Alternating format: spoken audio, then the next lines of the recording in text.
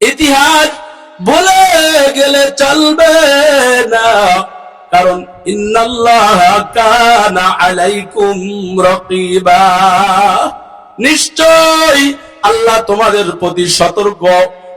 প্রতি সতর্ক দৃষ্টি রাখেন। খবরদার, আল্লাহ পাকের এই সৃষ্টি জগতের ইতিহাস তুমি ভুলে গেলে তুমি নারী হয়েও আল্লাহ পাকের জাহান্নামের 1 নম্বর আসামি হয়ে যাইবা। তুমি পুরুষ হয়েও আল্লাহর কাছে জাহান্নামের আসামি হবা, কারণ জান্নাত এবং জাহান্নামের ফয়সালাকারী দুনিয়ার কোন মানুষ না, একমাত্র যিনি তিনি হলেন আমার আল্লাহ। সকলে বলেন আল্লাহু আকবার। আমার মা বোনেরা, আল্লাহ বলেন, ও বান্দা, খবরদার, আমি আল্লাহকে তোমরা ভুলে যেও না। কারণ কি ভুলে গেলি? আমি আল্লাহ তোদেরকে বললাম, ইন্নাল্লাহা কানা আলাইকুম রাকিবা, নিশ্চয় আল্লাহ তোমাদের প্রতি সতর্ক দৃষ্টি রাখেন। তোমরা অসতর্ক অবস্থায় ভুল করে ফেলো, তোমরা তওবা করে আল্লাহর কাছে ক্ষমা চাও, কিন্তু আমার আল্লাহ কখনোই, আল্লাহ পাক অসতর্কতা, আল্লাহ পাকের ভুল হয় না, আল্লাহ কোনদিন ভুল করতে পারে না। যিনি সব গুণে গুণান্বিত, যিনার কোনো আইব নাই, যিনার কোনো দোষ ত্রুটি নাই, তিনি হলেন আমার আল্লাহ। সুবহানাল্লাহ। সুতরাং সৃষ্টি জগতের সূচনা নিয়ে কথা বললে অনেক দীর্ঘ সময় কেটে যাবে, তবে আমরা বুঝলাম যে আল্লাহ পাক একজন থেকেই আমাদেরকে বানিয়েছেন। আম্মাজি হাওয়া আলাইহিস সালামকে আল্লাহ পাক বানিয়ে গোটা পৃথিবীর নারী এবং পুরুষদেরকে আল্লাহ পাক আলাদা করে আব্বাজি আদম আলাইহিস সালাম এবং আম্মাজি হাওয়া আলাইহিস সালাম, এদের ভিতরে পার্থক্য করে আল্লাহ পাক রব্বুল আলামিন একে অপরের প্রতি ভালোবাসা আর মুহাব্বত দিয়ে পূর্ণ করে তার জীবনকেই ধন্য করেছেন। সুবহানাল্লাহ। অখলাকনাকুম আজওয়াজা, আমি জোড়াই বান্দা তোমাদেরকে সৃষ্টি করলাম, তোমাদেরকে নারী বানিয়েছি, এজন্য পুরুষের ব্যবস্থা করলাম। ও বান্দা, সব জায়গার ভিতরে জোড়া, এই জোড়া সম্পর্কে যদি তুমি জ্ঞান অর্জন করো, তাহলে তোমার রবকে তুমি সৃষ্টি জগতের ভিতরে তোমার রবকে তুমি দেখতে পাবা। আমার মা বোনেরা, এজন্য আল্লাহর কাছে তওবা করে নেন। কারণ কি, তওবা করলে এমন হয়ে যায় বান্দা যত গুনাহ করেছে সব গুনাহ থেকে বান্দা যখন আল্লাহর কাছে মাফ চাইবে, আল্লাহর কাছে ক্ষমা চাইবে, আল্লাহর কাছে ফরিয়াদ জানাবে, আল্লাহ বলেন দুনিয়ার সব মানুষ স্বার্থপর, একমাত্র আমি আল্লাহর কোনো স্বার্থ নাই, আমি আল্লাহ পাকের কোনো স্বার্থ নাই। আমি কাউকে দেওয়ার কারণে আমার নিয়ামত কখনো কমতি হয় না, আর কাউকে না দিলে আমি আল্লাহর নিয়ামতের কারণে আমার কোনো শক্তি বৃদ্ধি হয় না।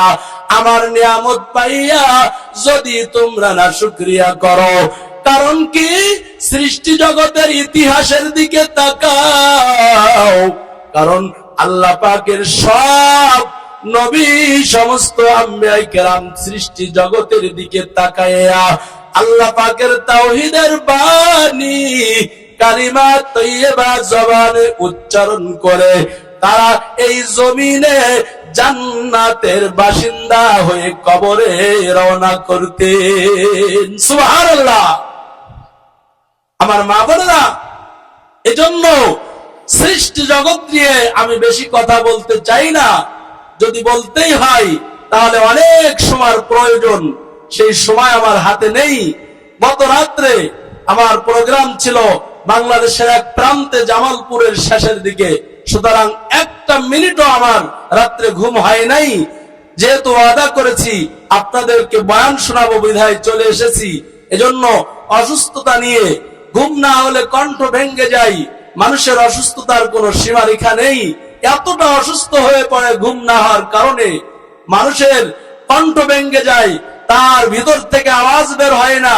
তারপরেও এসেছি, অল্প সময় কিছু কথা বলবো। আল্লাহ পাক আমাকে এবং আপনাদেরকে আমলের তৌফিক দান করেন। আমার মা বোনেরা, তাহলে সৃষ্টি জগতের ভিতরে যদি আমরা লক্ষ্য করি, হযরতে সুলাইমান আলাইহিস সালাতু ওয়াস সালাম তিনি এমন পাওয়ারওয়ালা পয়গম্বর, যিনাকে এত পাওয়ার দিয়েছেন তিনি হলেন আমার রব, আমার আল্লাহ। সুবহানাল্লাহ পড়েন। আমার মা বোনেরা, সুলাইমান আলাইহিস সালাম আল্লাহর এত বড় একজন পয়গম্বর। আল্লাহ পাক সূরা সাবার ভিতরে বয়ান করেছেন, ও বান্দারা, তোমাদেরকে আমি আল্লাহ পাক এত সুন্দর নিয়ামত দান করলাম, তোমাদেরকে এত সুন্দর, তোমাদের জন্য স্ত্রী হিসেবে নারীদেরকে আমি তোমাদের অনুগত করে দিলাম। সুতরাং সব নবীদের জন্য কিছু কিছু মুজিজা ছিল, মুজিজা মানে অলৌকিকতা। নবীদের হাতের ইশারায় আসমানের চাঁদ দ্বিখণ্ডিত হয়ে যাইত।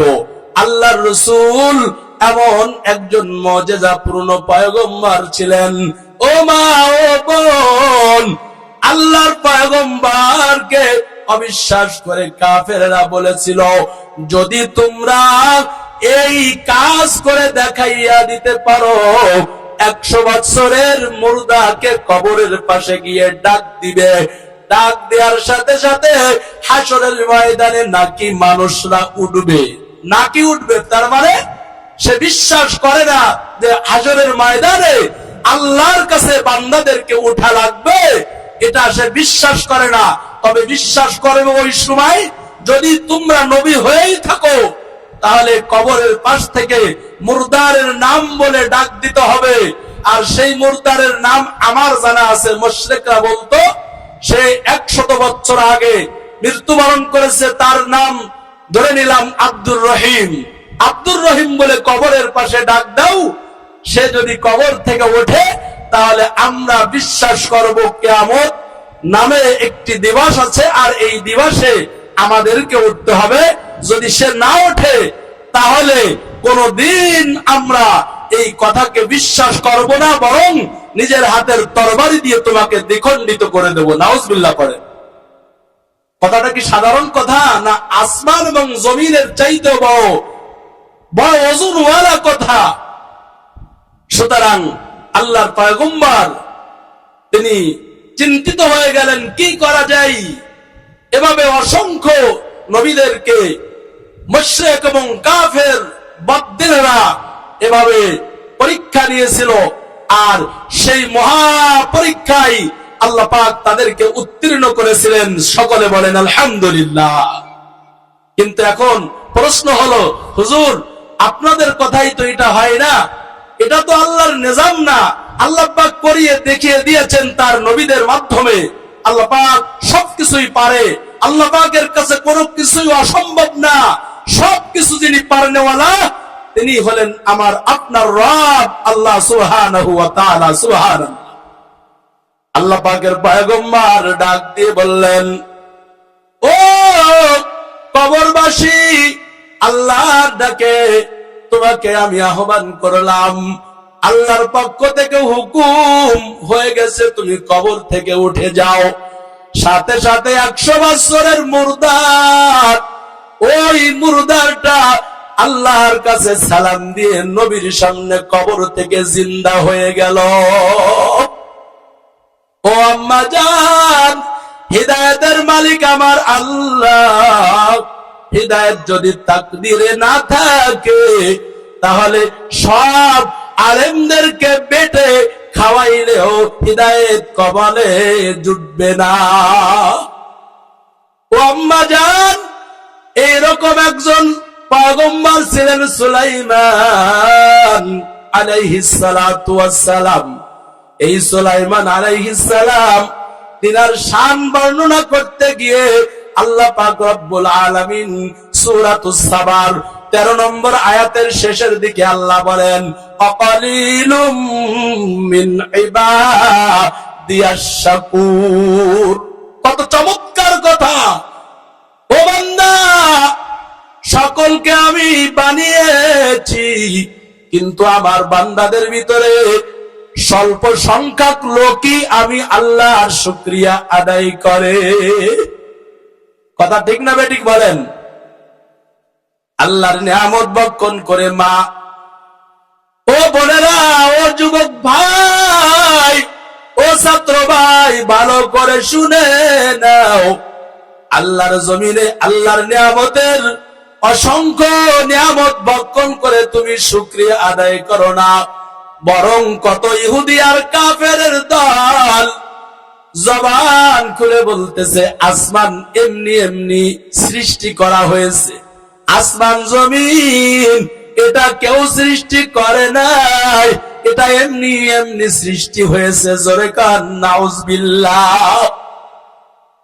আল্লাহ পাক রব্বুল আলামিন কোরআনের ভিতরে জানাইয়া দেন, সাব্বাহা লিল্লাহি মা ফিস সামাওয়াতি ওয়া মা ফিল আরদ। আসমান এবং জমিন সব কিছু আমার তাসবিহ পাঠ করে, আমার ইবাদত করে, কিন্তু আসমান জমিনের কোনো হিসাব হবে না।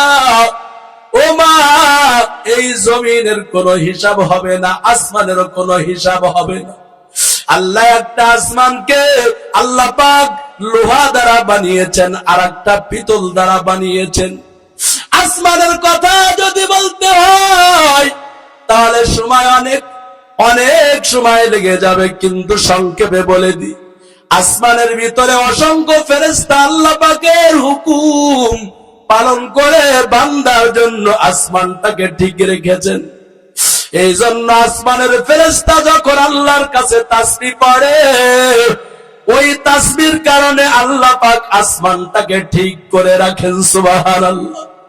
জমিনের ভিতরে যারা আল্লাহর নামটা জবানে উচ্চারণ করে, আল্লাহ পাক বলেন, ওই জবানে আমার নাম উচ্চারণ করার কারণে আসমান জমিনকে আমি ঠিক রাখি, সজায়গায় রেখে দিই। ও কাফের আর বেঈমানের দল, তোদের কারণে আসমান জমিন কিন্তু সস্থানে ঠিক নাই। আমি আল্লাহ পাক রব্বুল আলামিনের আশিক, আমি আল্লাহর পাগল, আমি আল্লাহর পাগলিরা দুনিয়াতে আমাকে ডাকার কারণে আসমানকে আমি ধ্বংস করে দিই নাই, জমিনকে ধ্বংস করে ফেলি নাই। সুতরাং জমিনে যতদিন বেঁচে থাকবো গোলামি করব আমি আল্লাহর। আল্লাহু আকবার। কার গোলামি করব? আল্লাহর গোলামি করব। আল্লাহ ছাড়া অন্য কাউকে আমি কোন ইলাহ মানব না, কোন গায়রুল্লাহর প্রতি ঈমান আনব না। কারণ আসমানও গায়রুল্লাহ, আর ফেরেশতারাও গায়রুল্লাহ, আসমানের কিতাবও গায়রুল্লাহ, সব নবীরা গায়রুল্লাহ, একমাত্র আমার আল্লাহ ছাড়া সব গায়রুল্লাহ, সব গায়রুল্লাহ আল্লাহ পাকের আবেদ। আর আবেদ যদি হইয়া কবরে যাও, তোমাকে আল্লাহ কবরটাকে জান্নাতের টুকরা বানাইয়া দেবে। সুতরাং সব মাখলুকের হিসাব হবে না, আমার আর আপনাদের হিসাব হবে। সুতরাং আল্লাহর কাছে তওবা যেহেতু কবরে চলবে না, কবরে কোনো ইবাদত করা যাবে না, বোঝা গেল সবকিছুই দুনিয়া থেকে উপার্জন করে অর্জন করে কবরে যেতে হবে। আল্লাহ আমাদের সেই তৌফিক দান করেন। আমার মা বোনেরা, সুলাইমান আলাইহিস সালাম, তিনাকে আল্লাহ পাক এতটা মুজিজা দান করেছিলেন। আল্লাহ পাক বলেন, সুলাইমান, গোটা পৃথিবীর সব মানুষদেরকে তোর জন্য এই নসিহতটা মানুষের জন্য প্রদান করলাম। আমার বান্দা আমার জমিনে থেকে আমার ইবাদত করে না, আমাকে ডাকে না। সুতরাং ওয়াকালিলুম মিন ইবাদিয়াশ শাকুর, অল্প সংখ্যক লোক আমি আল্লাহর শুকরিয়া আদায় করে। অথচ আমি আল্লাহ তোকে কত নিয়ামত দান করলাম। সুলাইমান আলাইহিস সালাতু ওয়াস সালাম, আল্লাহ পাক তিনাকে বাতাস এবং পানিকে আল্লাহ পাক সুলাইমান আলাইহিস সালামের অনুগত করে দিয়েছিলেন। সকলেই বলেন সুবহানাল্লাহ।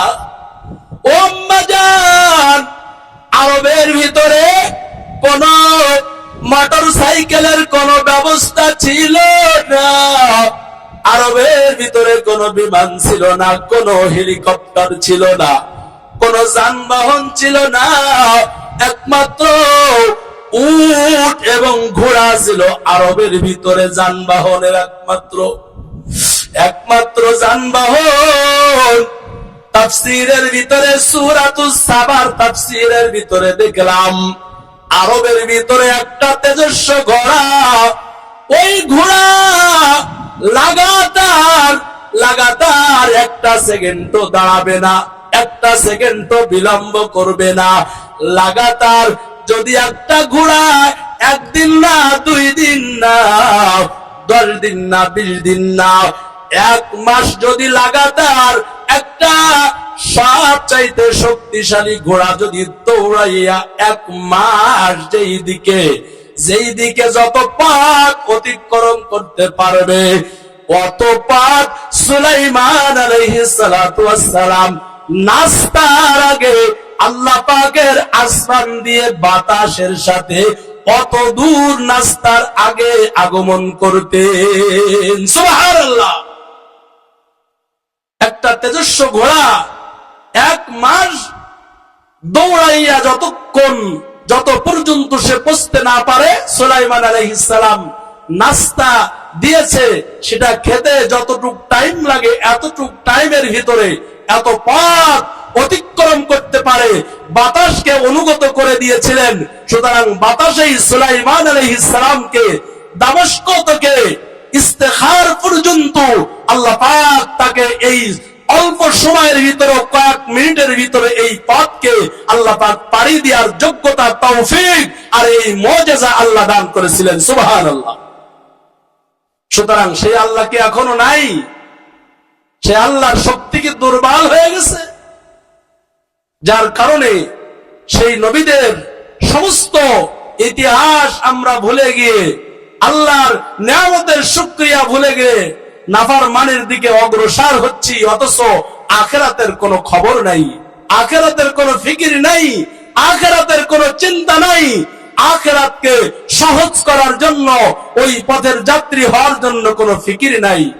আল্লাহ যেন আমাদের সকলকে ওই ফিকিরওয়ালা কলব আল্লাহ পাক দান করেন। সকলে বলেন আমিন।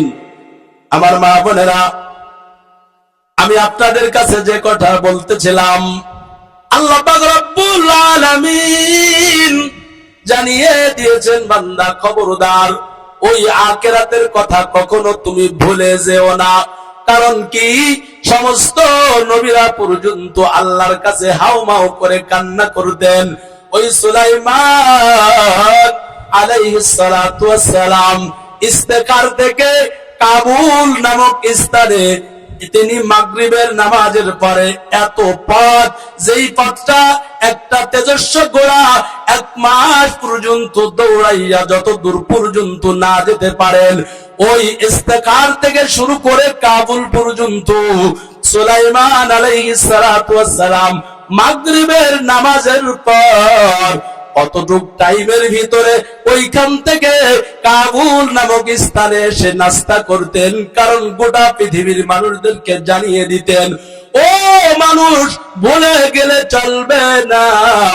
কারণ কি, আমার আল্লাহর এত বড় পাওয়ার, যেই পাওয়ারের কারণে আমি সুলাইমান আলাইহিস সালাম আসমান দিয়ে উড়িয়া আমার রবের কুদরত আমার উম্মতদের ভিতরে জানাইয়া দি। সুবহানাল্লাহ। সুতরাং আমার আল্লাহর সৃষ্টি জগৎকে নিয়ে চিন্তা করে তারা জীবন বিসর্জন দিয়েছে, তারপরেও রবকে ভোলে নাই। কারণ রবকে ভুললে দুনিয়ার সবকিছু বানচাল হয়ে যাবে। আল্লাহ পাক সে কথাই বলে দিয়েছেন, হে নারীর দল, তোমাদেরকে একজন থেকে সৃষ্টি করা হয়েছে। হে পুরুষেরা, তোমাদেরকেও আল্লাহ পাক রব্বুল আলামিন এত নিয়ামত দান করেছেন। ওই নিয়ামতের কথা ভুলে গেলে সুলাইমান আলাইহিস সালাম যে গজবের কথা বলেছে, সেই গজবেই তোমাদেরকে আক্রমণ করবে, গ্রেফতার করবে। নাউজুবিল্লাহ পড়েন আমার মা বোনেরা। সুতরাং আল্লাহ পাক আপনাদের দাম কতটা বাড়িয়ে দিয়েছেন, আপনাদের সম্মান কতটা দিয়েছেন। হাদিসের ভিতরে গভীর ভাবে নজর করলে আমরা দেখতে পাই যে আল্লাহ পাক রব্বুল আলামিন প্রত্যেকটা নারীকে এতটা সম্মান, এতটা ইজ্জত, এতটা মহব্বত, এতটা আল্লাহর নেক নজর তাদের পরে দিয়েছেন। আল্লাহ রাসূল বলেন, একজন মহিলাকে 4টা গুণ দেখে তুমি বিবাহ করবা। কয়টা গুণ? 4টা গুণ। দেখেন আপনাদের সম্মান কত। কারণ সৃষ্টি জগৎ নিয়ে আমি যেহেতু কথা বলতেছি, আপনাদের সম্মান, ইজ্জত আল্লাহ রাসূল কতটা দিয়েছেন। আল্লাহ পাক স্বয়ং নবীজিকে আল্লাহ পাক আপনাদের সম্পর্কে অবহিত করেছেন, মেসেজ দিয়েছেন। গোটা পৃথিবীর নারীরা যদি এইটাকে শুকরিয়া আদায় করে, আল্লাহ পাক গোটা পৃথিবীর সমস্ত নারীদেরকে রাবেয়া বসরির মতো করে দিবেন। সুবহানাল্লাহ। আমার মা বোনেরা, আল্লাহ রাসূল সাল্লাল্লাহু আলাইহি ওয়াসাল্লাম বলেন, তুনকাহুল মারাতি লিআরবাইন। ও পুরুষেরা, ভালো করে শুনে নাও, তোমরা নারীদেরকে 4টা গুণ দেখে বিবাহ করবা। তুনকাহুল মারাতু লিআরবাইন, তোমরা 4টা গুণ দেখে বিবাহ করবা।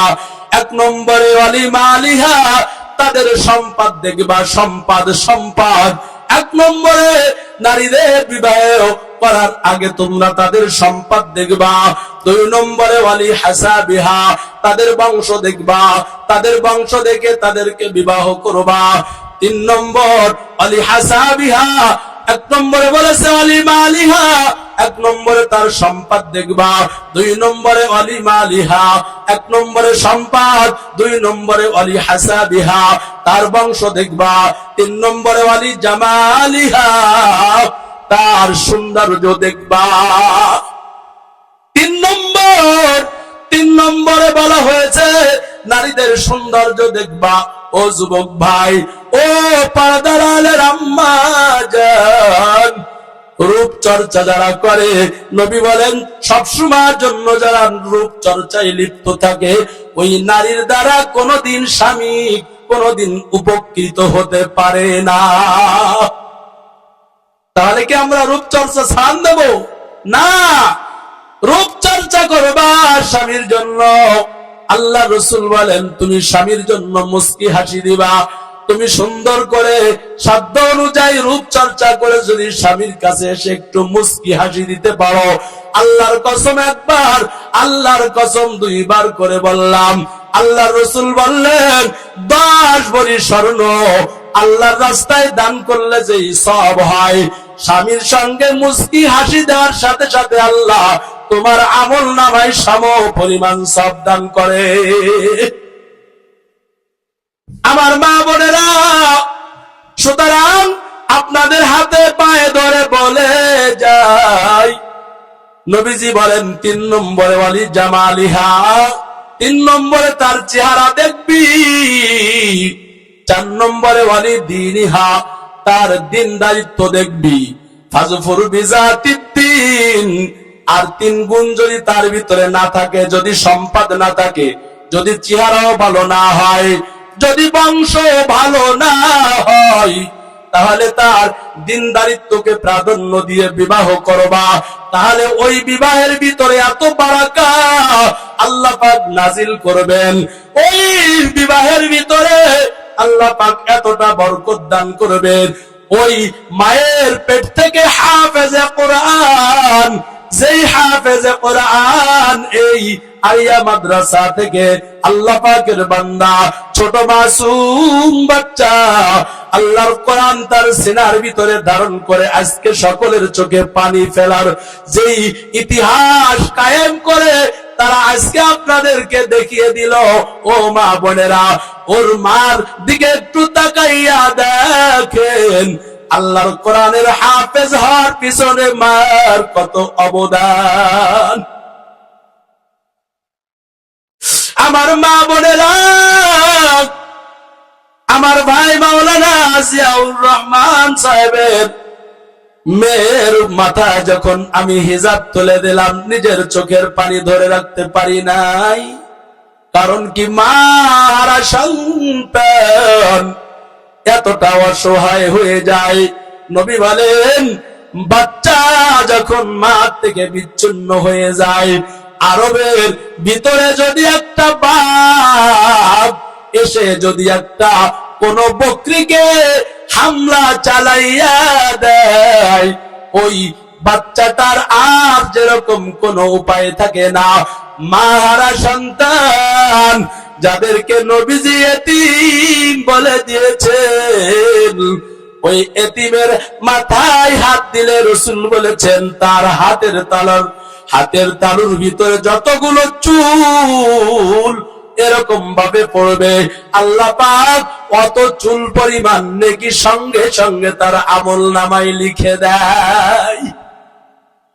ও মা, ও বোন, বয়ান করতে গেলে অনেক লম্বা হয়ে যাবে।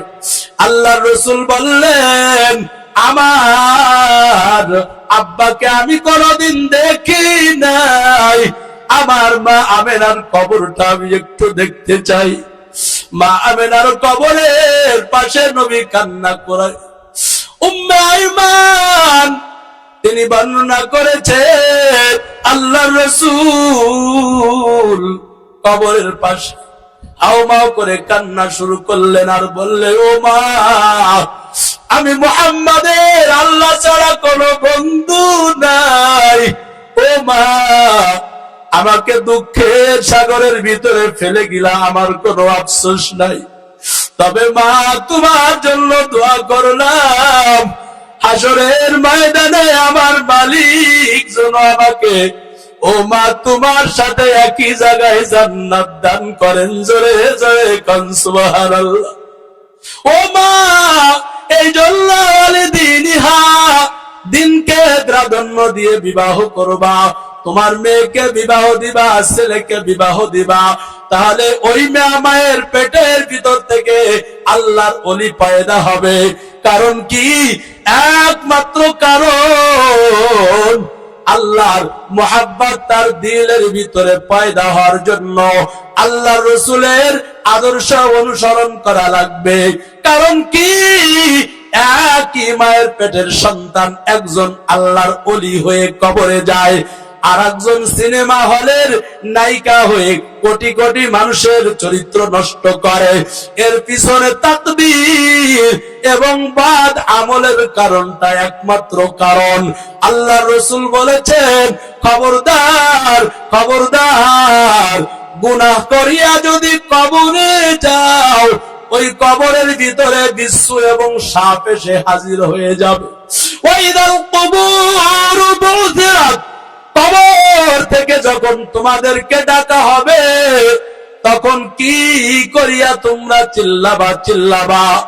একমাত্র বলবে, আল্লাহ আমাকে বাঁচাও, আমাকে বাঁচাও, আমাকে তুমি কবরের আযাব থেকে বাঁচাও। তাফসীরের ভিতরে লিখেছে, ওই আযাবের থেকে বাঁচার জন্য চিল্লাবে। ওই চিল্লানোর আওয়াজ মানুষ এবং জিন ছাড়া সব মাখলুকে শুনতে পাবে। কথা বুঝছেন? সব মানুষের ও মাজারেরা ভালো করে শুনে নেন, সব মানুষগুলো চিল্লাবে আর চিল্লাবে। তবে কি বলে চিল্লাবে? একমাত্র বলবে, আমাকে বাঁচাও, আমাকে বাঁচাও। তাফসীরের ভিতরে এই কথাটা আছে। আল্লাহ বলবেন, না না, তোকে আমি বাঁচাবো না, তোর বন্ধু তোকে বাঁচাবে। অথচ বন্ধু কি সেদিনকে কোনো কথা বলতে পারবে? বলেন না না, কোন কোন মানুষ সেই দিনকে কোনো কথা বলতে পারবে না। সুতরাং আম্মা যে আয়েশা বলেন, ও রাসূল, ওই দিনকে সব মানুষগুলো উলাঙ্গা হয়ে দৌড়াতে থাকবে, কিন্তু কেউ কি কারুর দিকে একটা নজরের জন্য, একটা বারের জন্য কি তাকাবে না? আল্লাহ রাসূল বললেন, ও আয়েশা, আল্লাহর কসম, একটা নজর, একটা সেকেন্ডের জন্য কেউ কারুর দিকে তাকাবে না। জাহান্নামের ভয়ে সব মানুষগুলো আল্লাহর কাছে একেবারে ছোট শিশুর থেকে দুর্বল হয়ে যাবে। নাউজুবিল্লাহি বিল্লাহ। আমার মা বোনেরা, ভালো করে শুনো, ওই দিনকে কি হালাত হবে আল্লাহকে বলবে, আল্লাহ আমাকে বাঁচাও, আমাকে বাঁচাও, আমাকে বাঁচাও। তাফসীরের ভিতরে লিখেছে এই শব্দগুলো মানিয়ালিহি গায়রা সাকালাইনি, মানুষ এবং জিন ছাড়া সব মাখলুকে দেখতে পাবে, শুনতেও পাবে। আমার মা বোনেরা, ভালো করে শুনো, কবরস্থানের পাশে যদি গরু বাঁধা হয়, ছাগল বাঁধা হয়, উট বাঁধা হয়, ঘোড়া যদি বাঁধা হয়, তাহলে অনেক সময় দেখা যায় এইরকম মোটা দড়ি গাধা এবং ঘোড়া, গরু, ছাগল ছিড়িয়া দৌড়াইয়া পলায়ন করে। ও মা, কারণটা কি? কি কারণ? নাসরুল বারি শরহে বুখারী, বুখারী শরীফের একটা সরা আছে, নাসরুল বারি শরহে বুখারী। ওই সরার ভিতরে লিখেছে বড় বড় জানোয়ার গুলো কবরস্থান থেকে দড়ি ছিঁড়ে কেন পলায়ন করে? বলে একমাত্র কারণ ওই কবরের আযাব ওই ঘোড়াটা পর্যন্ত দেখতে পায়।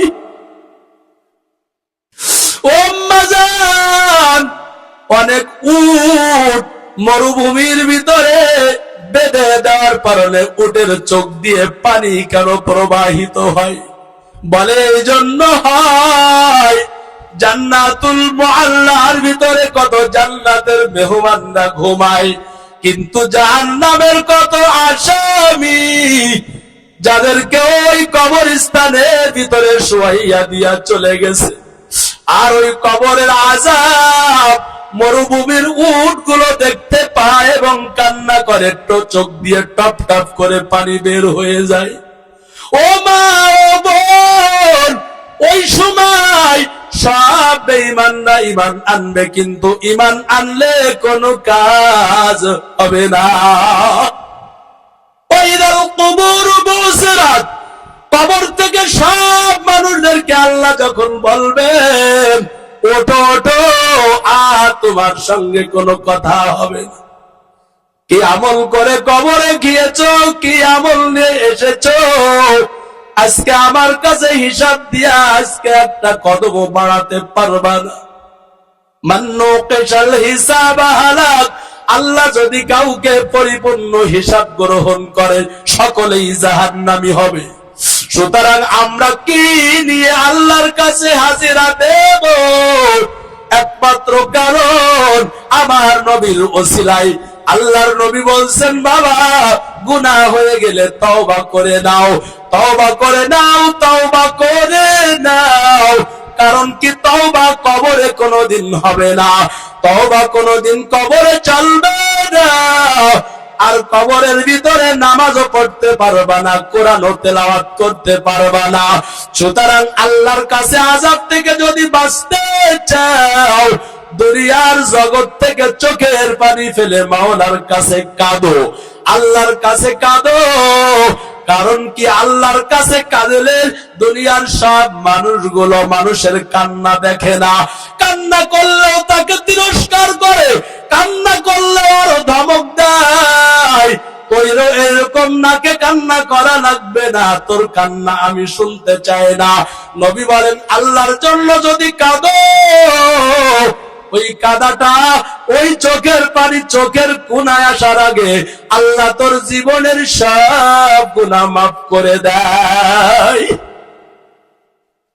আল্লাহর জন্য যদি দান সদকা করো, আল্লাহ আল্লাহর রাসূলের কাছে একজন সাহাবী বলতেছে, ইয়া রাসূলুল্লাহ, ইয়া হাবিবাল্লাহ, আমার নবী বড় এতিম, নবী যে আমার কবরের ভিতরে চলে গেছেন, কিন্তু আমি উম্মত নবীর জন্য কান্না করে কান্নার পানিতে সাগর হয়ে যায়।